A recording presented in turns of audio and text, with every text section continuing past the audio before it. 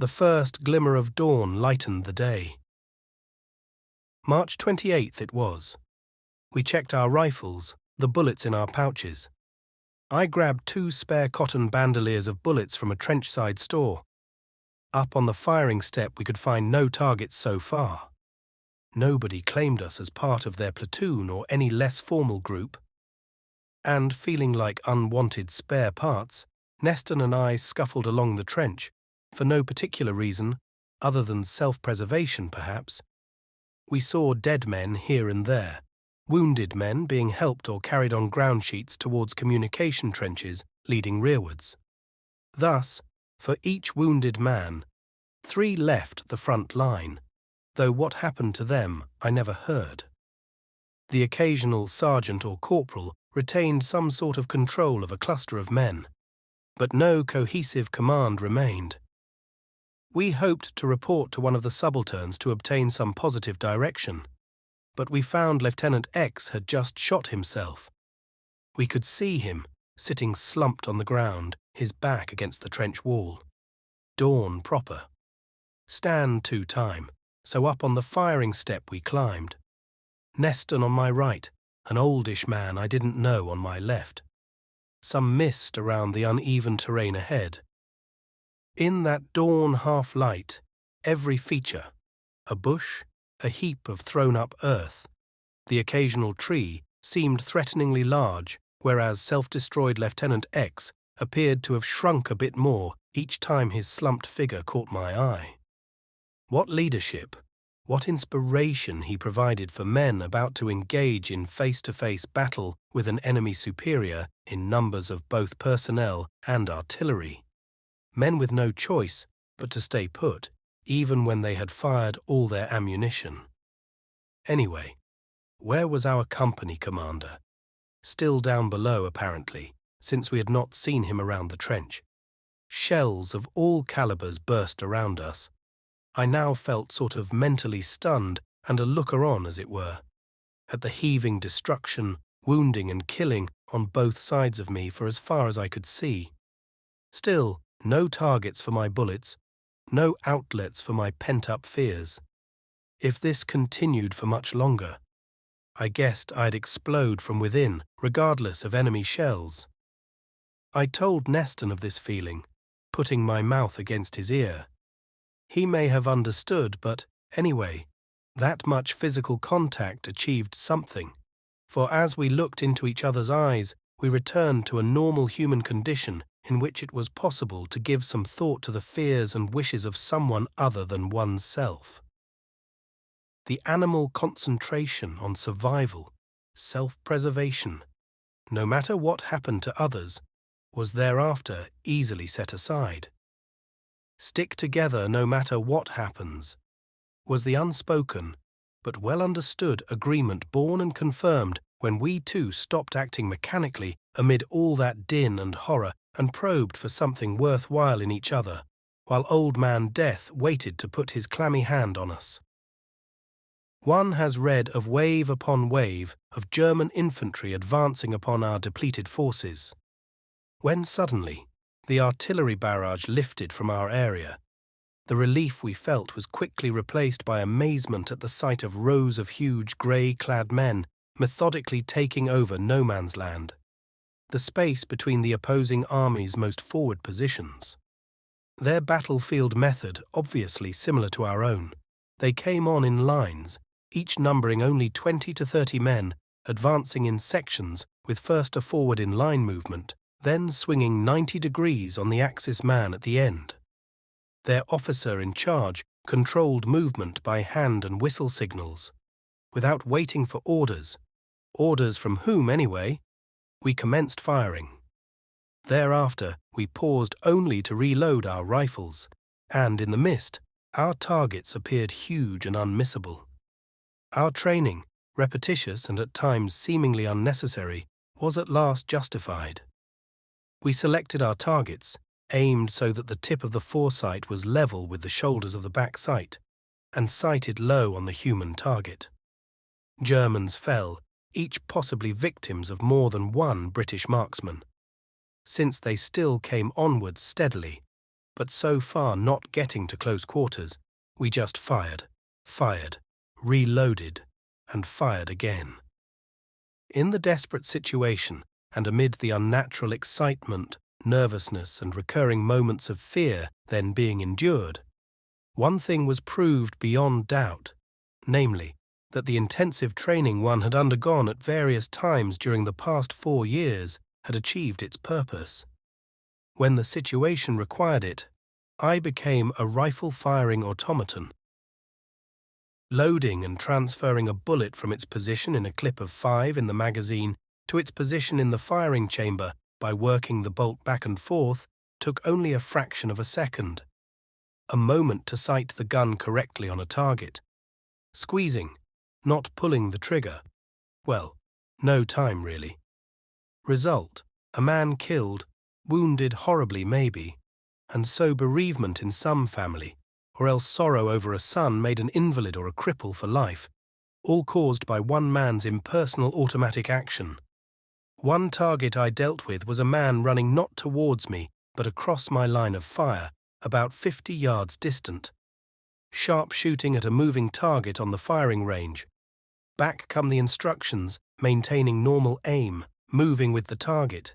Then increase movement of rifle till daylight appears between target and rifle, then fire. The soldier fell. A comrade ran several yards to help him, appeared at the tip of my rifle foresight after I had rapidly reloaded, and I squeezed the trigger. As he too fell, the utter automatic callousness of my action registered somewhere in my brain, and doubt nagged then and forever after about there being any plausible excuse for such murderous conduct. Oh yeah, if you hadn't killed him, he might have killed you. Time seemed to be suspended. My ammunition pouches now empty, I took one bandolier of 50 from around my neck, laid it out before me on the parapet, opened its snap fasteners and reloaded from it. Neston had no bandoliers, so, when he ran out of ammo, I let him heave my other one off my shoulder. At one point he yelled, "Duck! Jerry half right," and in a split second I'd seen this tall German coolly standing a few yards away with his rifle trained on me. So down. The bullet just missed my helmet. A cautious peep revealed the tall Jerry, confident and careless man, sprawled on the ground face down. Now I knew at last the feelings that take over when soldiers sense they have an equal chance in battle, that is, in the final face-to-face struggle. True, this feeling endured but briefly, as long, in fact, as we had a supply of bullets. But it was wonderful while it lasted, while we felt we were doing a soldier's job reasonably well. The older man to my left died suddenly and painlessly. He was firing steadily, apparently devoid of any feelings of excitement. A strange noise near my left ear caused me to look at him, a sort of cloink it was. A neat hole towards the front of his right temple had appeared, but he remained standing briefly. I felt joy for him for a second. Lucky man, life's problems all solved now. But my rifle bolt had become overheated and it was jamming. His gun rested across the parapet where it had fallen from his hands, so I took it. Men were moving along in the trench below and behind us, looking for and calling for ammunition. I fired my last round. Neston had finished his lot, and we could obtain no more. We made our own decision as to our next action. With difficulty, we forced our way through the milling mob. Our defenseless comrades in the direction of our dugout, because we intended to compose that final message and attach a copy of it to each of our lovely fantail pigeons. I collected several bruises, I guess, as 1 or 2 of our men seemed to resent our moving past them, and I also suffered a couple of shocks, over and above the great prevailing shock, I mean. Looking upwards as we shoved and pushed, I caught sight of one of our junior officers wandering aimlessly out in the open. Half his face appeared to have been blown off, and he vanished from sight and must surely have been riddled with bullets almost immediately. Then I saw a German not far from our trench, arm raised, about to throw a stick bomb in my direction. I turned away, hoping to avoid the murderous thing, and it exploded on the parapet above me. This, I felt, was my lot, for with the shattering explosion came a stinging blow to the back of my neck. I clapped my hand over the injured part and gripped hard, determined to hold my head on at all costs. I raced after Neston, urging him to hurry to the shelter before I collapsed. Soon we were scuttling down the steps. Safe in the dugout, I withdrew my hand and was almost surprised that my head remained in place. Just a little blood in my palm, and a small, sharp bomb splinter lodged in the skin of my neck. I pulled it out easily. We found our basket and the pigeons all intact. The message we two devised had to be brief. It read, I believe, as follows: no ammunition left, almost surrounded by the enemy. Goodbye. There followed details of our company and regiment. Excited by the novelty of the situation, we took turns to hold a bird, while the other inserted the quite tiny roll of fine, thin paper into the little sheath attached to the ring on its leg. Then we climbed the steps back up to the trench, flung the lucky birds upwards and watched them circle, then fly to the rear of our position. Soon they would be in the divisional loft. The message read, and, one hopes, a little regret felt for the men who had been sacrificed for, no doubt, some good military reason. At this moment, from goodness knows where, possibly his screened-off room in the dugout, our company officer suddenly appeared. His face, as before, strangely different from its usual coarse, sometimes good-humoured norm, showing signs of great nervous strain. Pushing us aside, he scrambled out of the trench on the rear side. Welcoming what we assumed to be belated leadership, we made to follow him, but he pulled his pistol from its holster, aimed it in our direction, and ordered us to stay where we were. Strange repetition, this, for up to that moment I had only been threatened with a revolver once, and that too by one of our own people. At that, the officer disappeared, and Neston and I quickly decided to attempt to follow him. But a few yards behind our trench, we slid into the protection of a shell hole and had a brief chat.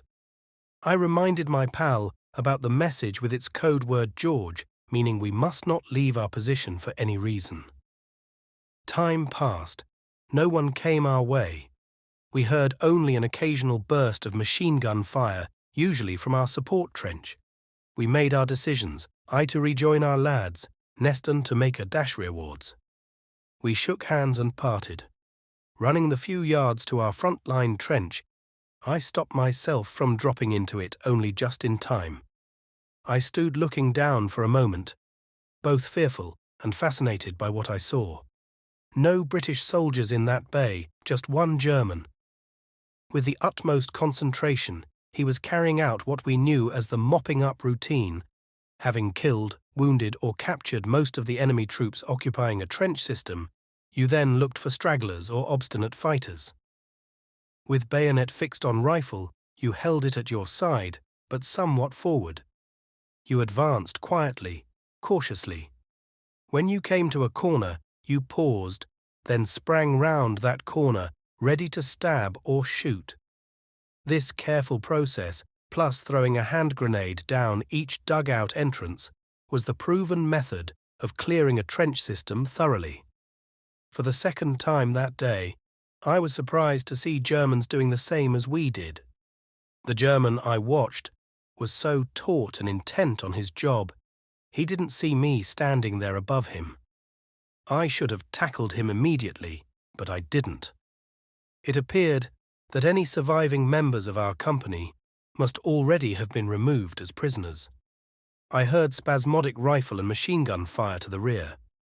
Probably, close fighting continued in the next trench back, the support line. I sprang over the head of the German, and that carried me a couple of yards clear of the trench. Looking forward, I saw Germans, hundreds of them. A glance to the right made me abandon all hope of surviving.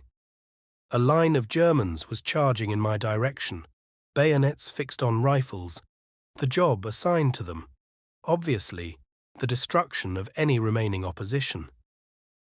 They must, quite understandably, have felt bitter about the price we had extracted for their victory. A long delay like that must have interfered with their plans. I fleetingly hoped that none of them had witnessed my double slaughter that I can recall. As the galloping line came closer, I could see their faces, their features. Most of them boys like me. All thought of bravely taking on the German army single-handed was absent. Inaction was my response. I just stood there and waited for it to happen, the hoped-for clean bayonet thrust and goodbye. I earned no medals that day nor any other day. At about 2 yards, I stared at 2 boys, one of whom would have to do the dirty work. Their fresh, healthy faces made veteran me feel quite old. Now. It must happen now. I concentrated on the nearest boy. All in a split second he smiled, swung a little aside. His comrade did likewise, and they were all gone. Bless the lovely lads.